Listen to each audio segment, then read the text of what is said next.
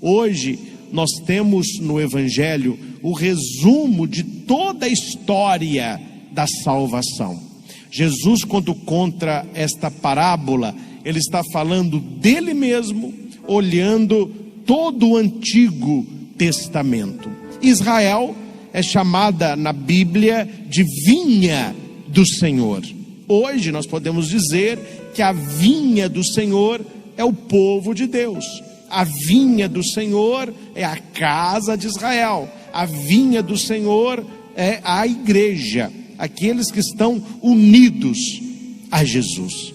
E Jesus então propõe a sua segunda parábola. A primeira foi essa que eu acabei de dizer, e hoje ele conta uma outra. Ele vai dizer que um homem tinha uma vinha. A vinha, repito, é o povo de Deus. Mas não é uma vinha jogada, não é plantar uma videira e largar. Não, ele cuida.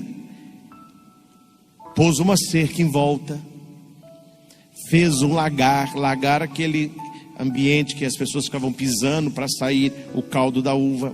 Construiu uma torre para vigiar. Então, olha, proteção da grade, um lagar já esperando o fruto, e uma torre de proteção. Depois arrendou-a a vinhateiros. Quem são esses vinhateiros?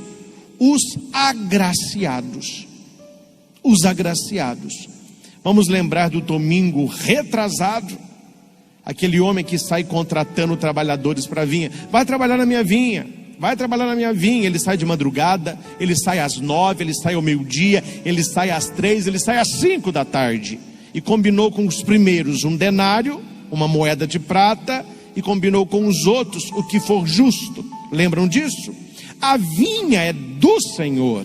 Nós somos trabalhadores da vinha. E no evangelho de hoje, nós somos agraciados. Aqui não é nem trabalhador, ele arrenda para aqueles que querem cultivar, aqueles que querem produzir frutos. Atenção à história. O cara tinha uma vinha, arrendou-a aos vinhateiros. A vinha é dele. Os vinhateiros foram chamados a trabalharem na vinha do Senhor, que é a casa de Israel. Jesus está se referindo a quem? Depois eu faço o contexto. Mas no texto que nós lemos, ele está se referindo aos sumos sacerdotes e aos anciãos, aqueles que estão escutando a fala. Até aí tudo bem. Mas quando chegou o tempo da colheita, e isso que as pessoas não entendem, nós temos feito, pelo menos eu tenho feito, aqui no Frei Galvão, um trabalho bíblico de explicar claramente a palavra às pessoas. Que a minha preocupação é que muita gente de igreja não entende absolutamente nada de Bíblia. E nós temos feito todo domingo um trabalho de pregação, de explicação da palavra, para que nós não possamos viver iludidos. E um dia não digamos, eu não sabia disso. Sabia porque eu expliquei, sabia porque eu disse. Você pode não ter vivido a palavra, mas eu dou uma atenção muito especial à pregação e à explicação da palavra, para que nós saibamos como funcionam as coisas do céu. É impressionante como que nós temos pessoas de igreja, pessoas que frequentam o templo, vivendo como mendigos espirituais, sentados num baú de ouro. Nós não podemos achar que Deus funciona como nós funcionamos. Nós estamos num plano material, num plano carnal, num plano relacional. Isso é outro plano, meus caros. Isso é outra coisa. Aqui, como que funcionam as coisas? Nós sabemos como é. Trabalho, família, namoro, compra e venda, etc. As coisas funcionam assim, CPF, da eleição, etc. Isso é como funciona aqui embaixo. Como que funcionam as coisas lá de cima? Nós temos que conhecer a palavra, para termos um caminho certo de fé. Quando Jesus está com Pôncio Pilatos, ele pergunta para Jesus, não é? Tu és rei? Porque não está parecendo rei, né? Espancado, flagelado, que bagunça que é essa? Aí Jesus vai dizer, eu sou rei, mas o meu reino não é deste mundo. Vós sois aqui de baixo, eu sou lá do alto. Então, se nós não conhecemos a palavra de Deus lá do alto para aplicá-la aqui embaixo, nós achamos que a palavra de Deus funciona como nós funcionamos aqui embaixo. Aí é que nós temos visto, quase ninguém fala, mas eu falo, pessoas que rezam, estão na igreja levando uma vida de pindaíba do início ao fim. Você não vê na vida da pessoa vitória espiritual. O trabalho não está bom, o namoro é uma confusão, a família é dividida, a saúde é precária, ela não é feliz, o emocional é destruído. Tem alguma coisa errada acontecendo. Jesus me prometeu vida e vida plena. Eu vim para que tenhais vida e vida plena. Onde está esta vida plena?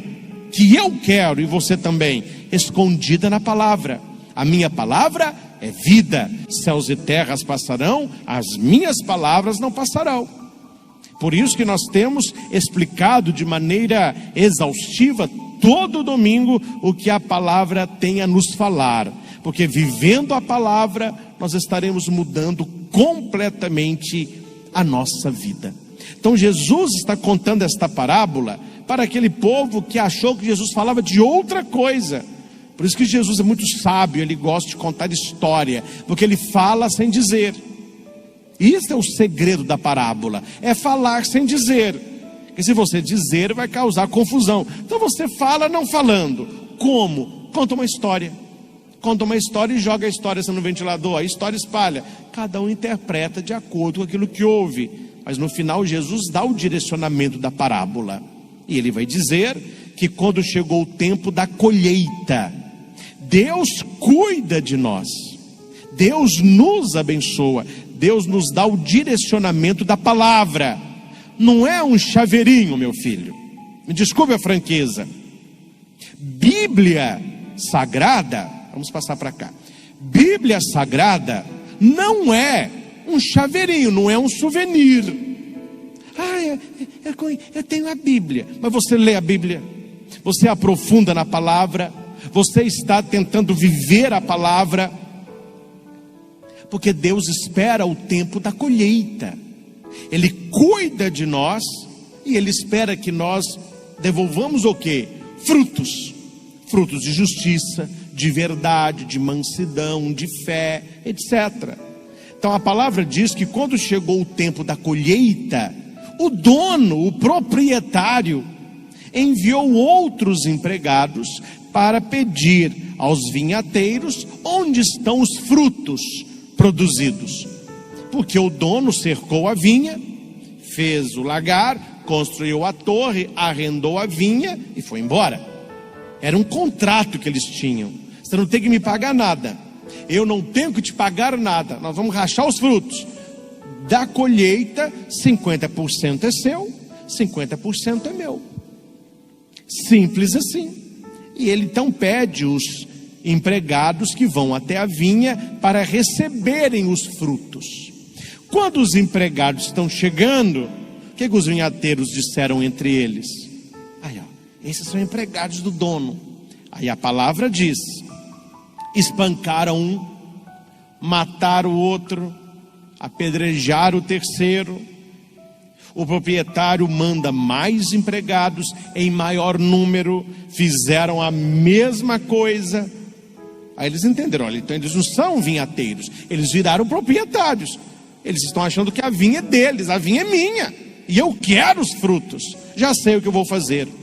Eu vou mandar o meu filho, que o meu filho é o herdeiro, o meu filho é dono. O meu filho eles vão respeitar. Vão respeitar.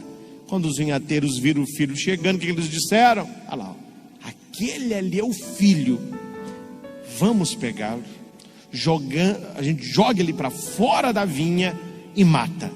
Aí a vinha fica para nós. Só para explicar, quem é o dono da vinha? Deus Pai. Qual é a vinha? Israel, o povo de Deus, hoje a igreja. Quem são os vinhateiros? Aqueles que deveriam cuidar da vinha. No evangelho são os sumos sacerdotes e os anciãos do povo do Antigo Testamento. Quem são os empregados que vieram colher os frutos? são os profetas do Antigo Testamento, que Deus enviou para mostrar a sua vontade. O que eles fizeram com os profetas? Espancaram uns, mataram os outros, apedrejaram outros. Jesus mandou mais profetas ainda. Qual que foi o último? São João Batista. O que eles fizeram com João Batista? Decapitaram o cara, arrancaram a cabeça. Quer dizer, os profetas do Antigo Testamento, muitos foram eliminados, escorraçados, porque pregavam a palavra com coragem, sem desassombro. O que Deus Pai diz? Então agora eu vou mandar o meu filho. Quem é o filho? Jesus Cristo. Ao meu filho eles vão respeitar.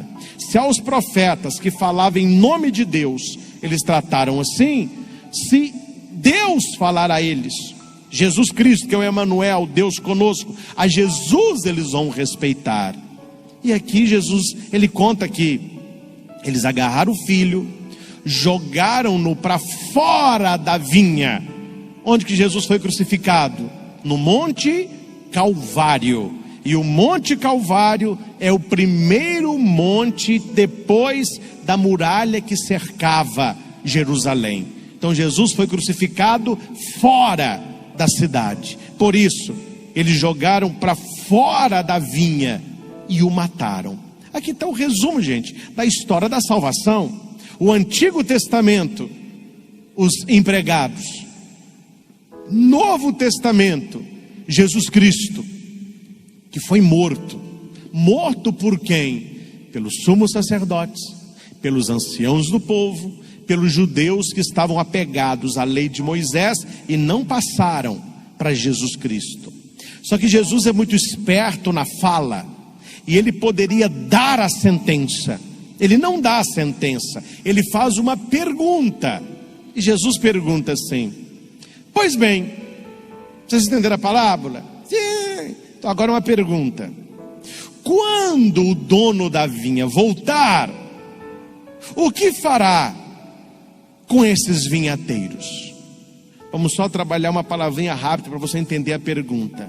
Lá no versículo 33b, arrendou-a aos vinhateiros, graça. No versículo 40, o que fará com esses vinhateiros que abriram a mão da graça? Entendem isso? Por isso, Ave Maria, cheia de graça, foi aquela que trouxe o filho, a mãe da vinha, a mãe do fruto bendito. Aí ele pergunta para eles, depois dessa história, quando o dono da vinha voltar, o que fará com os vinhateiros, com aqueles que abriram a mão da graça? Os sumos sacerdotes e anciãos responderam: com certeza mandará matar de modo violento esses perversos, arrendará a vinha a outros vinhateiros, que lhe entregarão frutos. O peixe morre, meu filho, é pela boca. Eles não entenderam que os vinhateiros eram eles. Aí Jesus pergunta: o que meu pai tem que fazer com vocês? Vocês que receberam a herança de Israel, vocês que construíram a sua herança sobre Abraão, sobre Moisés, sobre Jacó, e meu pai não está vendo fruto nenhum. Ele esperava santidade, ele está vendo pecado. Ele esperava honestidade, ele está vendo safadeza. Ele esperava oração, ele está vendo preguiça. O que meu pai fará com vocês?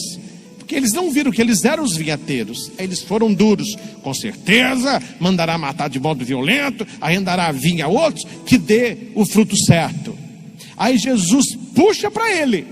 Jesus é muito sábio. Jesus podia falar: vocês morderam na língua, hein? Os vinhateiros são vocês. Não, Jesus puxa para ele: vós nunca lestes as escrituras? A pedra que os construtores rejeitaram tornou-se a pedra angular. Jesus está mostrando que ele é o filho, ele é o dono da vinha, ele é a pedra que dá sustentação. Não sei se você sabe o que é pedra angular. O nome já indica, é a pedra que dá o ângulo. Naquela época, há 2000 anos atrás, impressionante isso, tinham, e até hoje existem construções de pedra sem cimento, sem prego, que estão de pé há mais de 20 séculos, sem rachadura. Perfeito. Hoje em dia, com toda a tecnologia, faz um prédio hoje e cai amanhã. Para você ver como que é importante a pedra angular. E o que é a pedra angular? Quando você viajar para a Terra Santa ou algum lugar antigo, vejam os arcos da cidade. Eles iam colocando pedras e faziam uma coluna. Depois eles colocavam pedras filetadas. O que é pedra filetada? É uma pedra nessa posição. Então eles iam colocando uma, ia colocando a outra, o arco ia fechando assim, ó. Fechava de um lado, fechava do outro. Hora que o arco já estava pronto, claro, a madeira segurando, o que eles faziam? Eles iam com uma pedra robusta, filetada dos dois lados, chamada pedra angular. Eles colocavam essa pedra, afundava, quando essa pedra afundava, ela sustentava o arco todo. Tirava as madeiras todas, o arco estava de pé. O arco não caía, por causa da pedra angular. Tire a pedra angular e toda a construção virá ao chão. Quem é a pedra angular da vinha do Senhor? Quem é a pedra angular da nossa fé? Quem é a pedra angular da nossa igreja? Jesus Cristo, nosso Senhor. Se tira-se o Senhor, toda a construção vem ao chão. É por isso que há muitas pessoas que vivem com a sua vida destruídas, porque tiraram a pedra angular, confiam nelas mesmas, confiam nelas demais. Tem gente que se acha, colocou toda a esperança, toda a expectativa, toda a felicidade no namorado, na namorada, no marido, na mulher, no dinheiro, no trabalho, na posição social. Então eles têm outra pedra angular. A gente ouve certas coisas e não contesta tudo, senão também a gente fica antipatizado. Mas eu leio certas coisas preocupantes, como eu já vi no Instagram. Você vê no Instagram, tem o Instagram da mulher, a mulher está com o seu marido e tem a frase lá: meu fulano, meu tudo, minha vida, minha rocha. Ô meu filho, está plantando para colher, não é não? Porque tudo aquilo, ou todo aquele que ocupa o lugar de Deus, será destruído, mais cedo ou mais tarde. Que há muita gente, principalmente pessoas não católicas, que ficam no cavalo de batalha da idolatria das imagens. Estão certos, não se pode adorar imagem. Nós veneramos imagem, eles dizem que nós adoramos imagem. Só que o ídolo não é só imagem. Ídolo é qualquer coisa, qualquer pessoa, qualquer situação que ocupe o lugar de Deus. Não é só a questão de imagem, não. Tem gente que desce a lenha nas imagens, mas o ídolo é o dinheiro. Pega dinheiro à vontade. Outros, o ídolo é o filho. Meu filho é meu tudo. Meu filho é minha vida. Aí coloca toda a expectativa no menino, na menina. É ali. Essa criança se transformou o que para esta família? A pedra angular. O que sustenta a família não é Deus, é esta pessoa aí. E daí por diante, há pessoas que trabalham 24 horas por dia, 7 dias da semana. Qual que é a pedra angular dela? O trabalho, a posição social, a empresa, o dinheiro que tem. Cuidado, gente. A gente pode ter tudo isso: namoro, casamento, filho, empresa, trabalho, posição, mas não coloque outra pedra angular. Aquilo que São Paulo disse é muito sério. Ninguém coloque outro fundamento do que aquele que já foi posto, Cristo Jesus. E Jesus termina dizendo: por isso eu vos digo, o reino de Deus vos será tirado e vos será entregue a um povo que produza frutos. Deus espera de mim, de nós que aqui estamos, de você que está conosco, fruto. Nós temos que produzir frutos para Deus, porque há duas nuances diferentes. Existem aqui os dons e existem os frutos. A sequência é essa. Olha a minha mão. Dom, fruto. Deu para entender? O dom eu recebo de Deus. O fruto eu produzo por causa dele. Não vou entrar aqui, que não é o tema da reflexão. Mas procure, depois no Papai Google, depois da missa, 7 dons do Espírito Santo.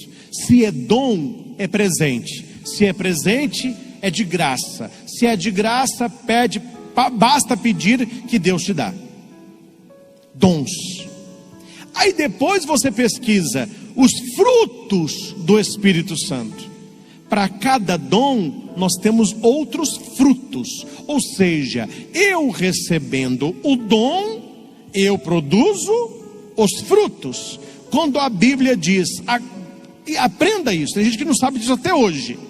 Quando a Bíblia diz dom, é aquilo que Deus vai te dar.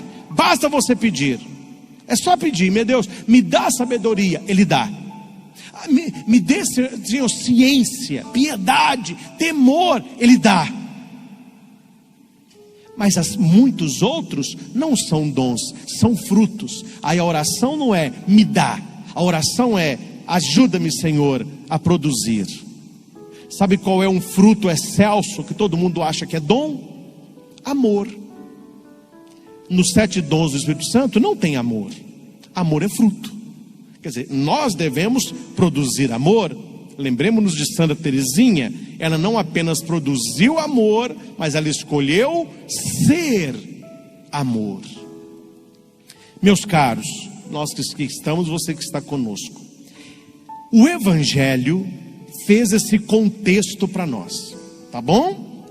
Li o Evangelho, expliquei a parábola, fiz o contexto.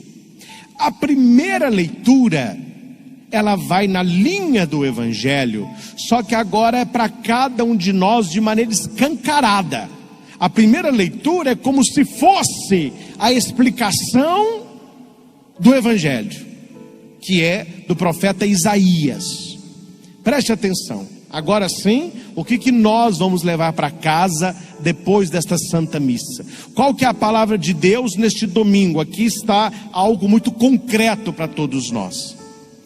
Isaías vai dizer assim: vou cantar para o meu amado o cântico da vinha de um amigo meu. Vamos lá. Quem é o amigo dele? Deus. Quem é a vinha? A esposa. Quem é a esposa? No Antigo Testamento, o povo de Israel, a cidade santa. No Novo Testamento, a igreja, eu e você. Um amigo meu, ele está falando de Deus, possuía uma vinha, ele está falando de nós. Cercou-a, limpou-a de pedras, plantou videiras escolhidas. Eu não sou qualquer um. Eu não sou o meu número de CPF. Aos olhos de Deus, eu sou uma videira escolhida. Você é uma pessoa especial aos olhos de Deus. Você não é uma sementinha que caiu num lugar e nasceu uma plantinha, não. Deus te preparou, Deus te escolheu, Deus te ungiu, Deus te plantou. Você é uma videira escolhida. E aqui vai dizer: cercou-a, limpou-a, plantou, edificou uma torre no meio e construiu um lagar. Olha que interessante. É como, presta atenção, você plantasse hoje uma sementinha de manga, uma mudinha de manga, e você falasse para os seus filhos: prepara que daqui a pouco tem suco de manga. Está longe, está uma sementinha, mas já tem sonhos de futuro, porque esta planta vai produzir fruto. Não é uma erva daninha. Lá na porta de casa, a gente fez um jardim para minha mãe, pequenininho, mas bonitinho, pequenininho. Plantei 3 buchinhos, fala buchinho, 3 arvorezinhas assim, ó, só, umas pedrinhas. Toda semana estou lá aguando para ela. Aí minha mãe fala: ô Christian, ai mãe, arranca essas ervas daninhas aí para mim. Aí eu vou lá no canteiro. Toda semana tem. Impressionante como que a planta central, ela cresce devagar. Mas erva daninha, meu filho, de uma semana para outra, enche. Você está entendendo o que eu estou dizendo? Você pode escolher ser uma videira aos olhos de Deus ou uma erva daninha. A escolha é sua, porque Deus já fez o que era dele fazer. O quê? Plantar você, ungir você. Ele fez tudo o que podia, cercou, limpou, plantou, edificou. Amor com gestos concretos. Jesus não disse que nos amava, ele mostrou que nos ama. E ele esperava que estas videiras produzissem uvas boas. E ela produziu uvas selvagens. Numa linguagem nossa, para você entender, o que é uva boa? É uva doce. O que é uva selvagem? É uva azeda. É como se Deus fosse a cada um de nós, olhasse os frutos que estamos produzindo, porque nós produzimos fruto todos os dias, temos que saber se é doce ou se é azedo. E Deus pegasse um fruto,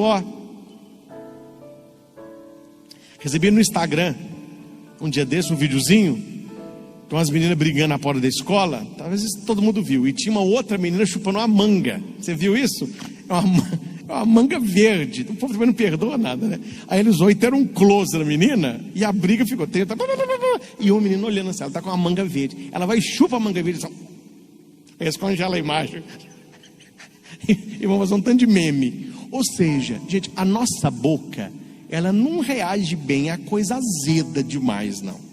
Pega um limão, uma criança, e fala, a criança até gosta do limão, mas quando você chupa o limão, a gente até fala, né? Que cara que é essa? Parece que você chupou limão.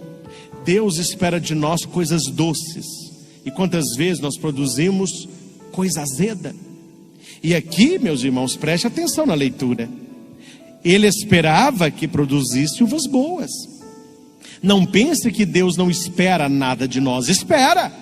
Eu, Padre Christian, Deus espera muito de mim. Não, Deus me entende. Você sabe como é que é, né? Não sei como é que é, não. Deus espera muito de mim. Um casal que se une na frente do altar, perante o altar, recebendo o matrimônio, Deus espera muito daquele casal, muito daquela família.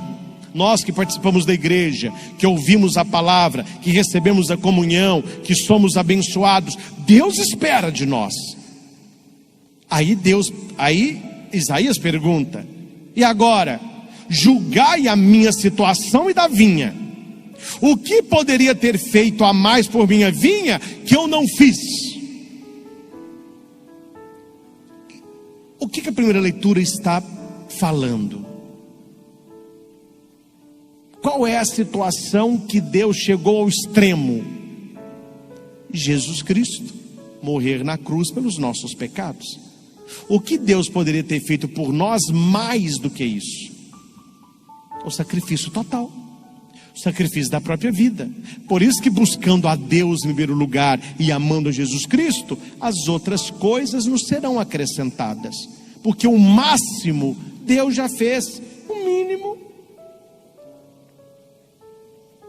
Sabe, para você entender, historinha de catequese. A mulher tinha a vista assim mais, fala vista alta, né?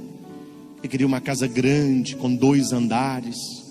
O marido começou a trabalhar, começou a vencer na empresa e fez, sem dizer para a mulher, a casa dos sonhos dela. Garagem para 4 carros, 2 andares, palmeiras na porta, jardim, escada, tudo que a mulher sonhou. E no dia do aniversário dela, ele colocou uma venda no olho da mulher, colocou ela de frente para a casa e tirou a venda. Ela olhou a casa. Nossa, amor, que isso? É o nosso presente, é o meu presente para você. Tudo que você sonhou. Ela olhou para a casa toda e falou assim: nossa, que beleza.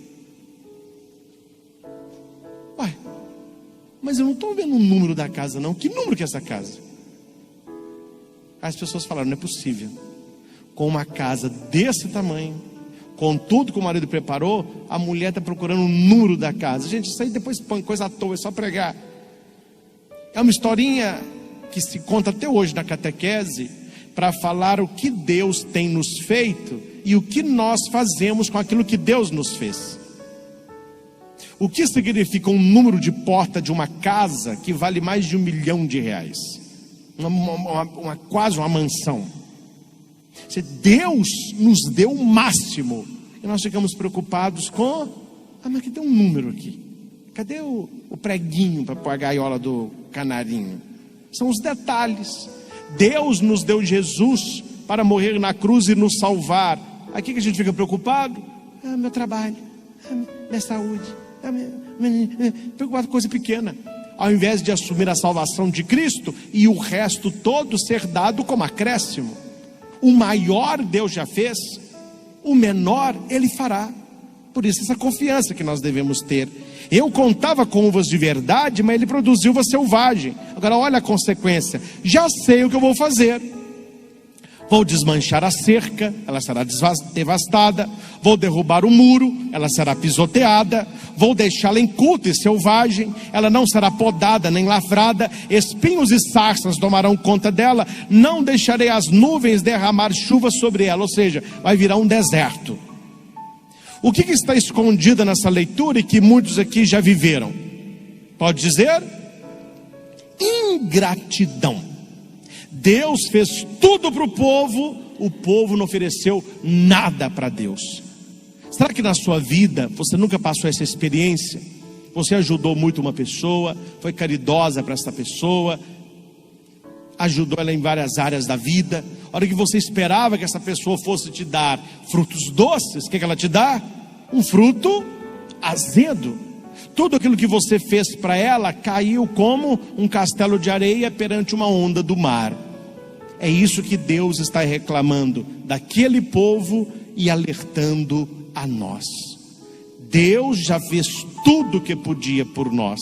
Quais os frutos que nós estamos produzindo para Ele? E o final da liturgia de hoje, a segunda leitura aos Filipenses, que fala da importância da oração. Sem uma vida diária com o Senhor, sem uma vida de oração, não vamos conseguir produzir muitos frutos, não. Vamos ficar cansados, esgotados, desanimados. Então, meus caros, façamos o que diz a segunda leitura. Aconteça o que acontecer, ore, reze. Está com vontade? Reza. Não está com vontade? Reza. Está com vontade? Vem à missa. Não está com vontade? Vem à missa. Sem oração, nós seremos como aqueles vinhateiros do Evangelho. Vamos achar que aquilo que é de Deus é nosso, e vamos atrapalhar a nossa vida e a vida dos outros. Ou seremos como a vinha da primeira leitura, Deus cuidando de tudo e fazendo tudo, e no final não dá em nada. É uma uva azeda. É por isso que entre a primeira leitura e o Evangelho, nós temos a segunda leitura que fala sobre a oração. Em qualquer necessidade, em qualquer situação, orai sem cessar, apresente as súplicas, tudo isso com ação de graças. Busque o que é bom, o que é justo, o que é correto, e o Senhor te abençoará. Meus irmãos, que a reflexão deste domingo encha o nosso coração de muita esperança. Qual é a esperança? Deus tem cuidado de nós. Assim como o Senhor cuidou da vinha, Ele cuida de mim e cuida de você. Então, primeiro, precisamos permitir que Deus nos cuide. Precisamos nos deixar ser cuidados por Deus. E cuidado, porque ser cuidado por Deus envolve poda. E dói.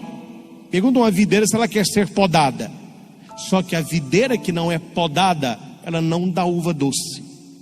Aquele que dá fruto, ele o poda para que dê mais fruto. Mas aquele que não dá fruto, ele o corta para que seque. Nós precisamos ter muito cuidado, gente, muito cuidado, para não levarmos a vida do nosso jeito, distantes de Deus, e quando tudo começar a dar errado, culpar a Deus. Mas por que Deus não me abençoa? Por que Deus não abre portas para mim? Por que Deus não me dá a vitória? Por que Deus não concedeu uma pessoa legal para se casar comigo? Por que eu não consigo ser vitorioso nas áreas da minha vida? Pode ser que os seus frutos estejam azedos. Aí Deus falou: olha, fiz tudo que podia, não quer?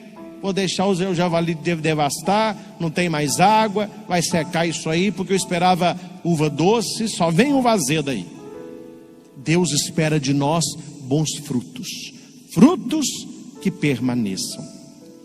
Que Maria Santíssima nos ajude nesta caminhada, a cuidar da vinha da nossa família, da vinha que cada um de nós somos, recebendo o melhor de Deus e ofertando para Deus o nosso melhor.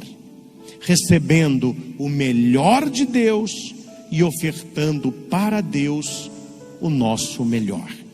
Que esta semana possa ser para todos nós uma semana de cuidar desta vinha que cada um de nós somos, para que nós possamos produzir aquilo que Deus espera de nós, porque o melhor Ele já fez por nós.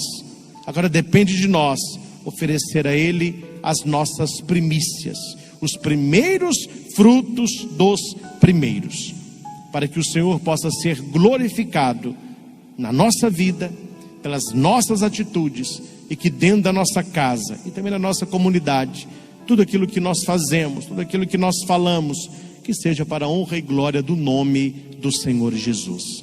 A Ele toda honra, toda glória e todo louvor. Louvado seja nosso Senhor Jesus Cristo. Para sempre seja louvado.